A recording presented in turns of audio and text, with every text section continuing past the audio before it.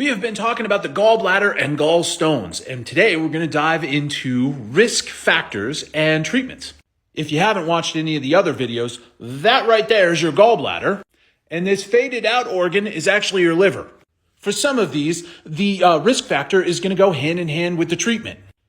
And I know everybody gets tired of obesity being at the top of the list, but in this one, it really is a major risk factor. So even a 10% reduction can actually be really helpful. That's actually the most hopeful part of this.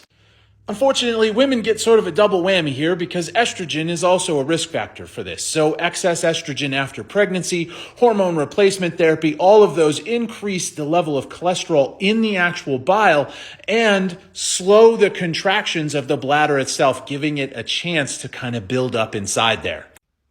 But here's a fun fact. If you're an overweight male, you actually have higher estrogen than you would normally because fat actually increases estrogen levels.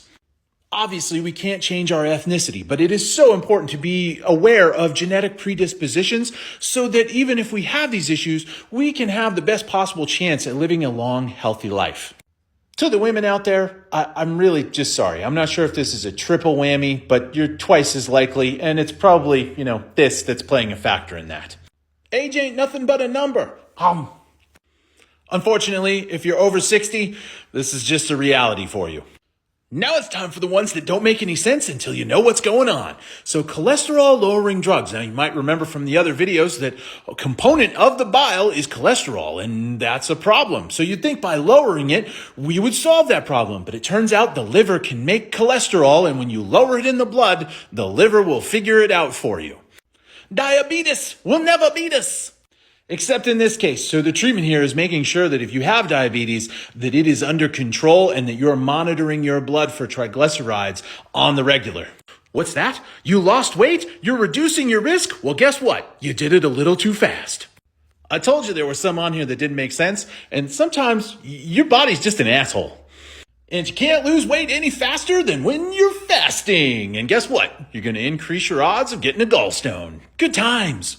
Even while I'm recording this, I realize this is a little bit disheartening. It seems like the risk factors and treatments are all over the place, and if you go too slow or too fast, you're more at risk. But what I want you to take away from this is that no matter what, you're not a failure. So if you do all these things and you do it just right, you can still end up with having the surgery, okay? So don't think you're a failure if you did all these things and you still ended up having to have the procedure. Prevention is all about the middle road. Remember, small changes over a long timeline. Those are going to be the most beneficial. And check the comments. There's been some really good suggestions.